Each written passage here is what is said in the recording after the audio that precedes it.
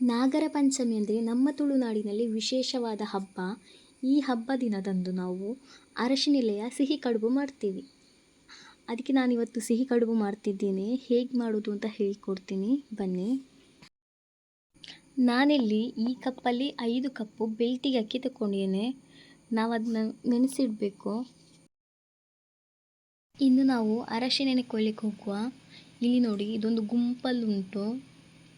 ಮತ್ತು ಇಲ್ಲಿ ನೋಡಿ, ಇದು ನಾವು ಸಪ್ರೇಟಾಗಿ ನೆಟ್ಟಂಥದ್ದು.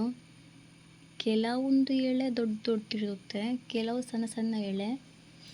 ಬನ್ನಿ ನಾವು ಇವಾಗ ಎಲೆ ಕೊಯ್ಯುವ.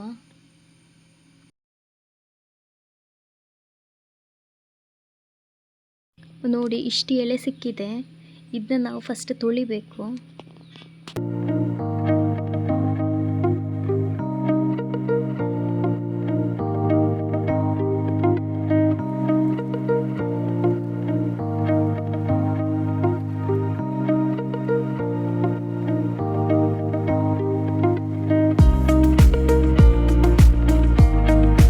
ನೋಡಿ, ಎಲೆಲ್ಲ ತೊಳೆದಾಯಿತು.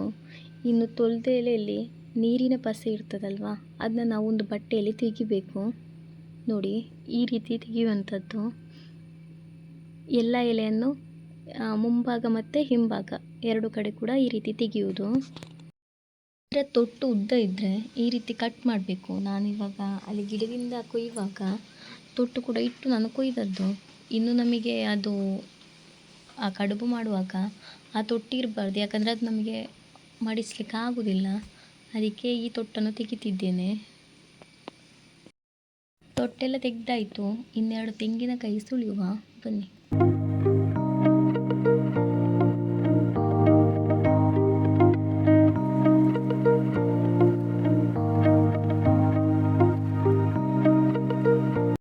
ನೋಡಿ, ನಾನಿಲ್ಲಿ 1.5 ತೆಂಗಿನಕಾಯಿ ತಗೊಂಡೇನೆ. ಅದು ತುರಿದಾಯಿತು.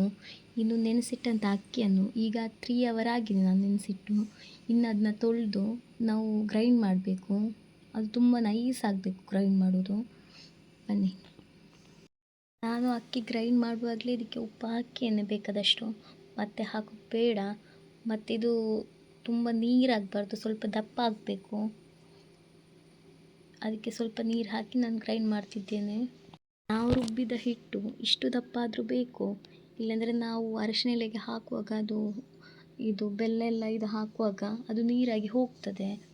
ಮತ್ತು ಅಕಸ್ಮಾತ್ ಇದು ರುಬ್ಬಿದ್ದು ನೀರಾದರೆ ನಾವು ಸಣ್ಣ ಒಲೆಯಲ್ಲಿಟ್ಟು ಒಂದು ಅಗಾಲದ ಪಾತ್ರೆಗೆ ಹಿಟ್ಟು ಹಾಕಿ ಲೋ ಫ್ಲೇಮಲ್ಲಿ ಸ್ವಲ್ಪ ಮಿಕ್ಸ್ ಮಾಡಬೇಕು. ಆವಾಗ ಈ ಕಡುಬು ಮಾಡುವಷ್ಟಲ್ಲ, ಒಂದು ಅಂದಾಜು ನಮಗೆ ಸಿಗ್ತದಲ್ವಾ, ಅಷ್ಟು ಮಿಕ್ಸ್ ಮಾಡಿದ ನಂತರ ಇದು ತೆಗಿಬೇಕು. ಆವಾಗ ಇದು ನಾವು ಹಿಟ್ಟು ರುಬ್ಬಿದ್ದು ನೀರಾದರೂ ಎಂತಾಗೋದಿಲ್ಲ. ನೋಡಿ, ನಾವು ಈ ರೀತಿ ಮಾಡುವಾಗಲೇ ಒಂದು ಪಾತ್ರದಲ್ಲಿ ನೀರಿಟ್ಟು ನಾವು ಒಲೆಗೆ ಇಡಬೇಕು. ಅಂದರೆ ಅದು ಬಿಸಿ ಆಗಬೇಕಲ್ಲ ನಾವು ಹಾಕುವಾಗ. ಇಲ್ಲಾಂದರೆ ಬಿಸಿ ಆಗದೆ ಇಡುವಾಗ ಈ ನಾವು ತೆಂಗಿನ ತುರಿ ಮತ್ತು ಬೆಲ್ಲ ಮಿಕ್ಸ್ ಮಾಡಿ ಇಟ್ಟಿರ್ತೀವಿ, ಅದು ನೀರಾಗಿ ಹೋಗ್ತದೆ. ಅದಕ್ಕೆ ನಾವು ಈ ಪಾತ್ರದಲ್ಲಿ ನೀರಿಟ್ಟು ನಾವು ಒಲೆಗೆ ಇಡುವಂಥದ್ದು. ತೆಂಗಿನಕಾಯಿ ತುರಿದಾಗಿದೆ. ಇನ್ನು ಬೆಲ್ಲ ಕೂಡ ಅದೇ ರೀತಿ ತುರಿಬೇಕು, ಸಣ್ಣ ಸಣ್ಣದಾಗಿ. ನೋಡಿ, ಈ ರೀತಿ ಮಾಡಬೇಕು ಬೆಲ್ಲ. ಅಂದರೆ ಇವಾಗ ನಮಗೆ ಇದು ತೆಂಗಿನಕಾಯಿ ಅದೊಂದು ಅಂದಾಜು ಸಿಗ್ತದಲ್ಲ, ಹಾಗೆ ಬೆಲ್ಲ ಕೂಡ ಅದಕ್ಕೆ ಸಮನಾಗಿ ಇರಬೇಕು, ತೆಂಗಿನಕಾಯಿ ಮತ್ತು ಬೆಲ್ಲ.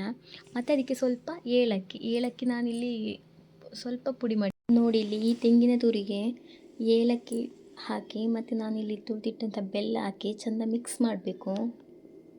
ನೋಡಿ, ಈ ರೀತಿ ಮಿಕ್ಸ್ ಮಾಡ್ತಿದ್ದೇನೆ. ಇನ್ನು ಹಿಟ್ಟನ್ನು ಅರಶಿನೆಲೆಗೆ ಹಾಕಿ ಅದನ್ನ ಚೆಂದ ಬೀಡಿಸಿ ಮತ್ತು ಅದರ ಮಿಡ್ಲಿಗೆ ನಾವು ಈ ಬೆಲ್ಲ ಮತ್ತು ತೆಂಗಿನ ತುರಿಯನ್ನು ಮಿಕ್ಸ್ ಮಾಡಿ ಇಟ್ಟಿದ್ದೇವಲ್ವ, ಅದನ್ನ ಹಾಕಬೇಕು. ಹಾಕಿ ಅದನ್ನ ಫೋಲ್ಡ್ ಮಾಡಿ ಬೇಯಲಿಕ್ಕೆ ಇಡುವಂಥದ್ದು. ನೋಡಿ,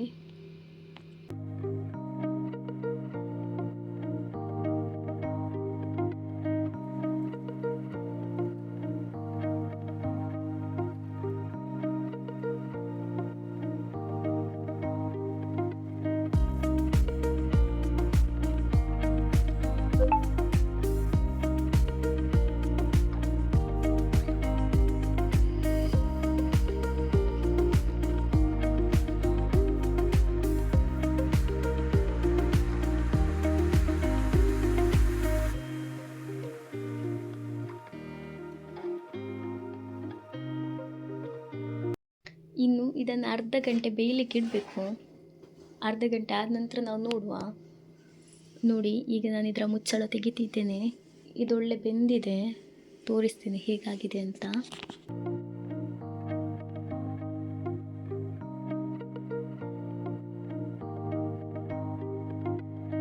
ನೋಡಿ, ಇದು ಈ ರೀತಿ ಬಂದಿದೆ.